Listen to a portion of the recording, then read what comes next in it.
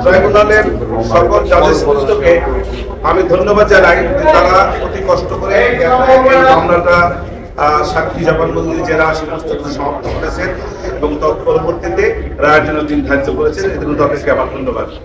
আর কেন আমি প্রত্যাশা করি, বিভিন্ন সময় আমি বলেছি, আমি মনে করি যে আমার সাক্ষী জবানবন্দি হয়েছে তার প্রেক্ষাপটে সকল জেরা হয়েছে, জেলার প্রেক্ষাপটে বিভিন্ন সময়ে বিভিন্ন সাক্ষীদের কাছ থেকে আমি বিভিন্ন রকমের গুরুত্বপূর্ণ বেশ কিছু তথ্য সাক্ষীর মাধ্যমে আনতে সক্ষম হয়েছি। সব কিছু মিলিয়ে দার্লিক সাক্ষ্য সেসব জায়গায় আমি কন্ট্রোভার্সি ক্রিয়েট করার চেষ্টা করেছি এবং বিভিন্ন সময় দার্লিক সাক্ষীর উপরেও কন্ট্রোভার্সি ক্রিয়েট হয়েছে বলে আমি বিশ্বাস করি।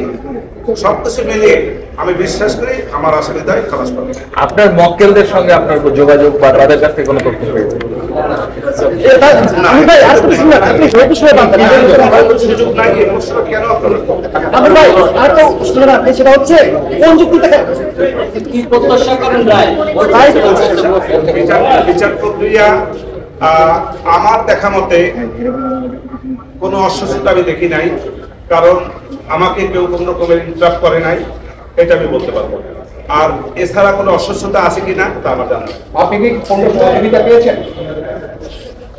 আমাকে এই জায়গার সহযোগিতা যে জিনিসটা মামলা করতে গেলে যে সহযোগিতা সবার আগে লাগে সেটা হলো ডিফেন্স কাউন্সিল থেকে আসামিদের পক্ষ থেকে দলিল দস্তাবেজ দিয়া তথ্য দিয়া আমাকে যদি সহায়তা করতে পারতেন সেইটা হলো সহযোগিতা। আর রাষ্ট্রপক্ষ থেকে আমাকে মামলাটা করতে হয়েছে, রাষ্ট্রপক্ষ থেকে যে সমস্ত কাগজপত্র ডকুমেন্ট দলিল আমি পেয়েছি তার আলোকে আমাকে আপনার মামলা করতে হয়েছে।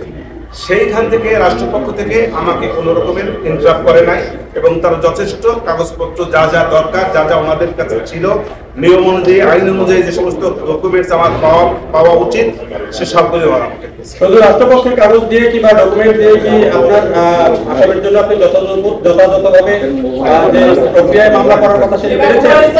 আমি আমার সীমাবদ্ধতা থেকে আমি চেষ্টা করেছি, যথেষ্ট চেষ্টা করেছি। আমার তরফ থেকে চেষ্টা কোনো ত্রুটি ছিল না এবং আমার চেষ্টায় কেউ কোনো বাধাও দেয় না।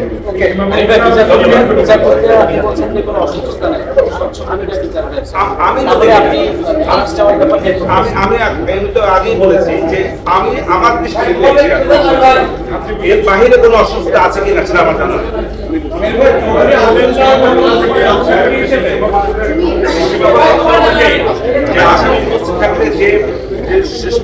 সুবিধা পাওয়া যায়, যে সমস্ত ডকুমেন্টারি এভিডেন্স হয়তো আমাকে ওনারা দিতে পারতেন, সেই সবগুলি দিয়ে আমি ফাইল করতে পারতাম, সেগুলো তো পারছি না।